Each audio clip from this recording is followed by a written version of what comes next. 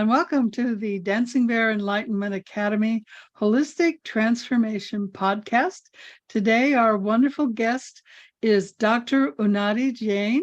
She is certified as a youth behavior change expert who studies behavioral patterns. She strongly believes that to build young adults, parents must shift from control to connection. She is a TEDx speaker and shares her insights during her talk, How to Move from Control to Connection. She is the author of A Parent-Teen Journey, which is a wealth of anecdotes. Oh, I can't read today, sorry. A wealth of anecdotes and strategies with guidance on how to move from control to connection with your child. She is a proponent of self-exploration in nurturing connection. Her talk title today is Raising Resilient Kids. Boy, that's important today, isn't it? Welcome, Dr. Unnati. I'm sorry. You're fine. You're fine. It's a tongue twister. Thank you, Beverly. It is a pleasure, an absolute pleasure to be here on your podcast. And thank you for the opportunity to spend the next 1 hour with you and our listeners. So thank you. Great. We're happy to have you here. So, my first question is always, what is your transformational journey? How did you get started? Why is this your passion? You're muted. So, my journey started about 13 years ago. And when I separated from my ex-husband, and I had a 7-year-old. And that's the time that I decided to take a self-exploration journey so that I could give my child the best and be the parent that he deserves. Especially because because I am an immigrant in the United States, and I needed to give him both the values, the American as well as the Indian values. But for that, I needed to be very, very clear on my values, on my thought processes, on my journey, and releasing my past baggage, which I think everybody carries. And at some point, you need to take that deep dive into you to figure out what is going to get you the best future for you and your child. So I took that journey into myself. And as he became a teenager, I decided to study teenage behaviors, primarily for him, because I wanted to understand him on a deeper level. And I was quite tired of his listening to the statement, teenagers is really hard. Oh my God, you're a teenager's mom, God bless you. And I wanted to change that. And as I started doing that, I realized that, I had youth all around me who were coming to me for support, for coaching. And that's when I realized, I'm like, okay, I love doing this. I'm impacting youth. Youth love me. So you know what? This is what I want to do. So here I am, 7 years later, on your podcast, sharing my stories. Yeah, I think for most parents, a kid turning 14 is a rude awakening. Yes, it is. That's when a hangnail becomes a life-threatening event. It does. And it doesn't have to. And you know what? Conscious parenting, and that's going to be one of the topics that we're going to talk about today. Conscious parenting is a thing, and it doesn't have to be as hard as we make it out to be if we've done our inner work. And I'm meeting a lot of people. Like this morning, I met a lovely, lovely lady who runs a organization called Inner Earthquake. And she helps women take a deep dive into themselves to identify what is it that they need to do to clear out their past baggage and the earthquake that's happening inside of them, to give their children and their partners or their friends and family the best version of themselves. So I think conscious parenting plays a huge role in 14 not being such a tough age. So, yeah, I used to tell people, remember the terrible twos? Well, put it on steroids. That's 14. Yes. If you didn't deal with it well at the twos, you're going to pay for it when they're 14. As a milestone, 14 is actually supposed to be the worst age when children go completely ballistic. So yeah. Yeah. If you've ever raised one, the 14s. Yeah. So help us understand, what does conscious raising a child actually mean? What is that? Raising a conscious child means coming from a place of response versus react. Mm-hmm. Mm-hmm. We often, as parents, not only as parents, I think as individuals, a lot of us are sleepwalking, Yeah, it's true. right? There is no awareness, or there's lack of awareness, not no awareness, lack of awareness in our day-to-day action. And as meditation becomes a very common coping strategy, as yoga becomes, and I'm a yoga and a meditation instructor, so you'll hear a lot of this yoga and meditation strategies in my talk. But as these become coping strategies, it makes parents come from a place of awareness, Mhm. because teen years are so hard as they hit the different milestones of, call it puberty. We have, as they um, learn their social skills, or they go through their first crush and romantic interest, or they enter high school, or they get their first driver's license. It's such an exciting phase for everybody that if a parent is not aware and is not coming from a place of response versus react, it can make the child react tenfold, because their emotions and their actions are already very, um, what's the word that I want to use? Exaggerated. So on top of that, when a parent is coming from a place of reaction, it just makes it tenfold. Yeah, I was lucky in that when my daughter started going through that is when I learned to meditate. And she would call, and I would say, okay, let's take a deep breath. Inhale and exhale. And we did a lot of that inhale and exhale before I could talk. Was there an accident? No. Was anyone hurt? No. Is there a pending? No. Is there a fire? No. So this is not an emergency. No. Emergency. Okay, blessings. We're so lucky. I mean, I don't know what I would have done if I hadn't learned those things ahead of time, because it would have been insane. And that right there is a response versus a reaction, right? And that right out there is conscious parenting. Because if you're a conscious parent, you're ensuring that your child slowly but surely learns to be conscious and comes from a place of response, because you are responding versus reaction. Otherwise, the reactions collide. And that's what makes a mountain out of a molehill. Well, before, when she was younger, I felt I was reacting because I became my mother. And I heard myself saying things my mother or father said. And it's like, I'm just repeating the same mistakes. And that's again conscious parenting, because you come from a place of the fears that you felt as a parent. Let's say as a parent, when I was a child, my mother wasn't present. Let's say, hypothetically speaking, I am going to be overcompensating my child, creating entitlement issues, because I am trying to get over my baggage of my mother not being present. So I'm trying to overcompensate my child. What does that do? That creates a ripple effect, and it creates entitlement issues in a child. So I'm getting over my guilt, I'm getting over my baggage, but I'm giving my child baggage. And that's a part of conscious parenting. Wow, that's interesting. So now you talked about the stages a teen goes through. I don't know what those are. Can you help us understand that? So, yes.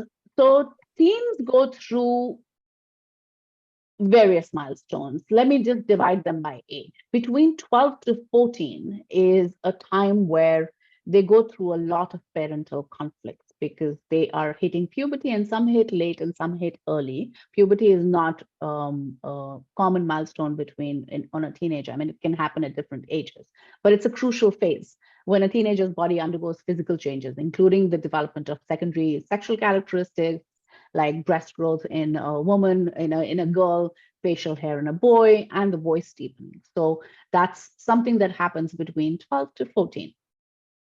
And that's also when they have a lot of conflict with parents, because at that point in time, they're trying to develop a personality. And they're trying to understand who they are. So they tend to argue a little more. And like we discussed earlier before we started this, conversation. There is, I'm sorry, I lost my train of thought. At 14, the parental involvement is decreasing and the peer involvement is increasing. So as the child starts to kind of pull away a little bit from the parent, there is a lot of conflict between parents and teens. Between 15 to 17, the child has gained independence and they're beginning to move out, and the peer pressure or the peer influence is much higher. This is the time that they get into romantic interest. They often experience their first feelings of attraction, interest in romantic relationships. As they're transitioning from middle school to high school, which is also a significant milestone, which also happens around 15, it brings new academic challenges. It brings a larger social environment and more opportunities for extracurricular activities. So they're beginning to expand their world. And as they begin to expand their world, their parental world gets smaller, whereas their outside world gets larger. Yeah. And it's very difficult for a parent to accept that. One, because they're worried about the child's safety, of course. And the other is the emotional involvement is getting less. And that's where the challenge and that's where the conflict comes. But you will see the conflict reduces between 15 and 17, and the space increases between a parent and child. So these are some of the milestones to look out for between 12 to 14 and then 15 to 17. Do you include any spiritual aspects to your work? I lost you, Beverly. Can't hear you. Oh, can you hear me? Now I can. I lost you for a second. Do you include any spiritual work in what you do? Yes, I always include mindfulness strategies in my coaching techniques. Meditation is normally the start of all my coaching calls. And by the end of the program, of any program that I do or any workshop that I do, by the end, my target is to get the child into a place where their go-to is meditation whenever they struggle with anything. Mm-hmm. So yes. And then I'm also a yoga instructor. So I'm a big proponent of yoga, and not everybody takes to yoga, of course. But the children who are open, also I include yoga in all of my coaching sessions too. Cool. Do you teach the parents about chords? I don't go that route, no.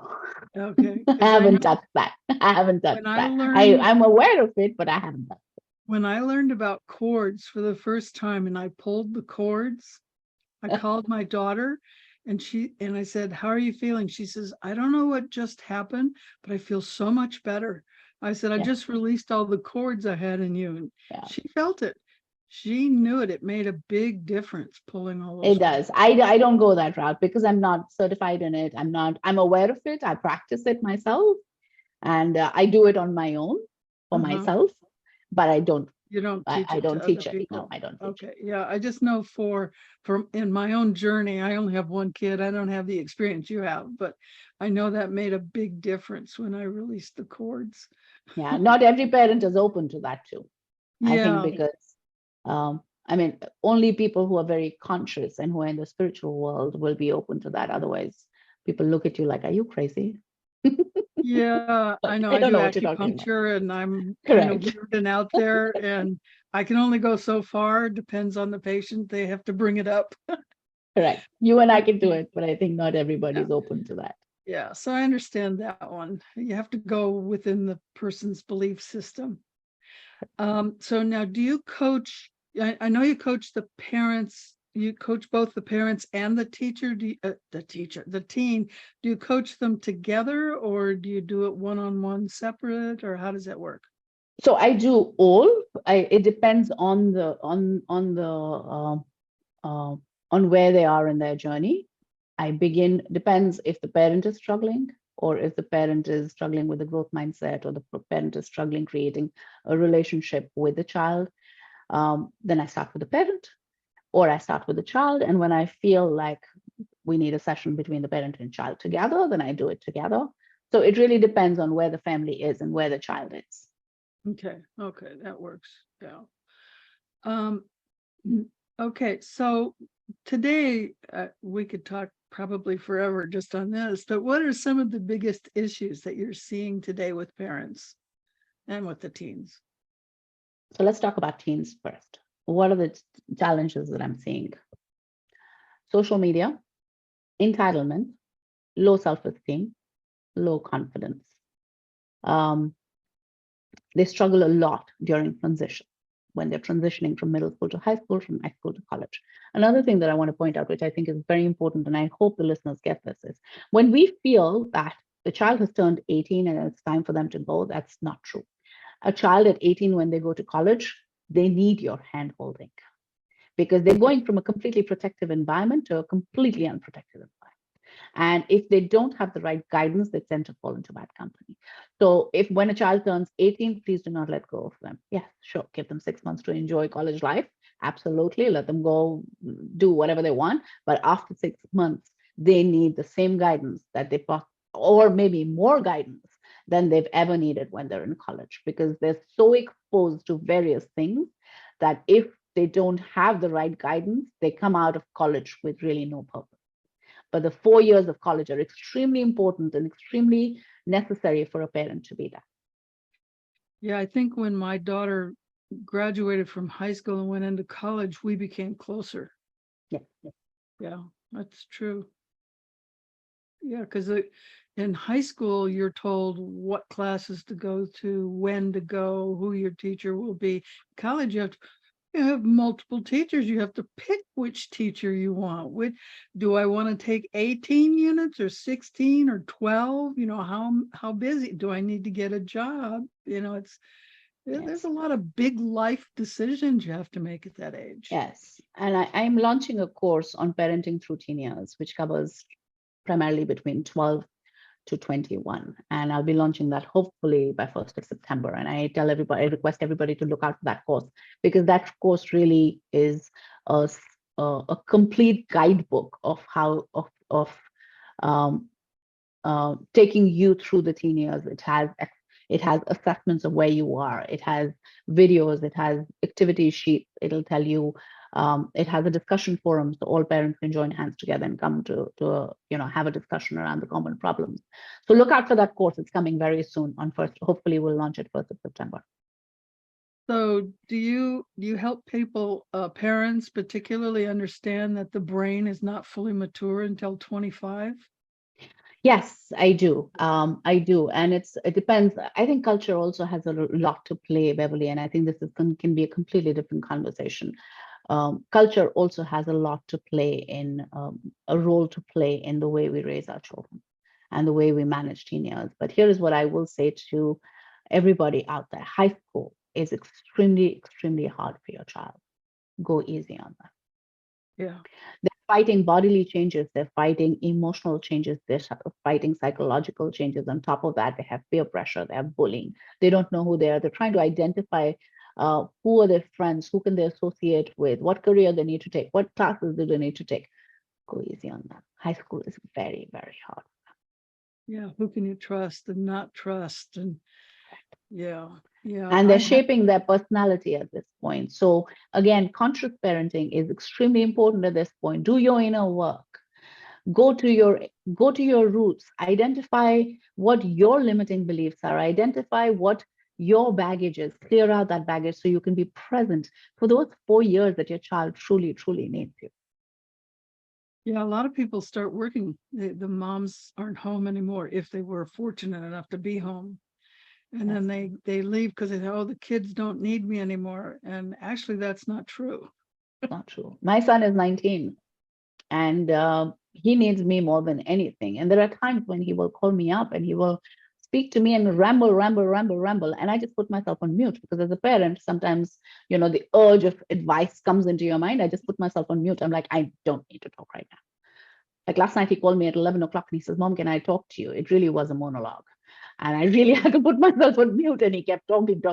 So there are times when your children want to do that, but they will not do that if you're constantly advising your child. Sometimes they don't need advice. Just be there for them and allow them to figure it out. Let them make mistakes. If they don't make mistakes, they're not going to learn, but be there to pick them up when they make a mistake.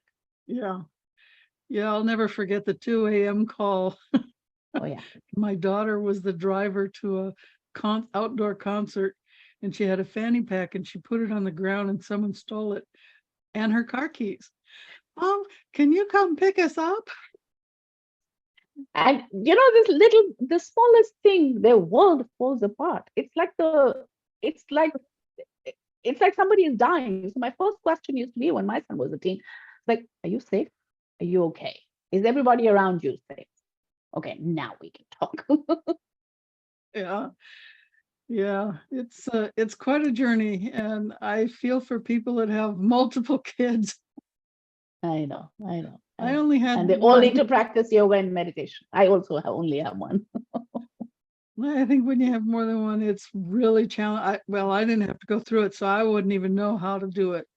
Um, so, well, do you have anything else that you want to share with us that I didn't ask you yet? So I think the only thing that I can't stop saying enough is um, do your inner work as a parent. Yeah. So you can be present for the child. Your child needs you more than you need them.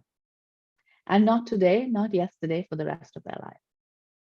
Because if we don't take care of our childhood baggage, that's when we end up in toxic relationships. Yeah. That's when we end up in unhappy. So the foundation needs to be strong. If you do your inner work, and be present with your child will grow up to be into healthy relationships and continue to have a relationship with you, which I think both you and your child deserve and want. Yeah. Yeah. Yeah. Toxic relationships are bad for everybody. Yes. Well, do you have any other closing words for us today? That's it. Reach out to me. I'm very active on social media. My social handle is at Dr. Jain, which I'm sure Beverly will mention in her podcast. I post videos every day. I conduct courses. I'm launching a lot of courses, so look out for that. My website, I will make sure to mention in the podcast. And I also do online sessions and individual coaching sessions. So reach out to me should you want your child to have a growth mindset. And because teen years are very, very foundational years. And we work on concepts like attitude, self-belief, self-talk, determination, creating a vision, creating a path. These are all the concepts that we talk about. So all in all, I have a 6-month program with 52 concepts that we work on individually with your child. So when they come out of teen years, their mind is already very strong and they have their pathway clearly laid out. So they're not focusing on the wrong things, but the right things, and they know exactly what they want when they come out of the coaching journey. So reach out to me, and we will, and together, let's work together and let's give your child a growth mindset. Wow, I wish I'd had that when I was growing up. So your website is genzandyou.com, correct? Correct. So Correct. if you're on YouTube, I will post the link in the social media links below. So you can just click on it to find Dr. Unadi. Did I say it right that time? That's right. And so if you're listening to the podcast, it's genzandyou, all one word.com, and that's how you can find her. So thank you so much for being our guest speaker today. It was very informative and enlightening. And remember, everyone, to be the light you want to see in the world. Thank you, Beverly, and thank you to all our listeners. Thank you for being here.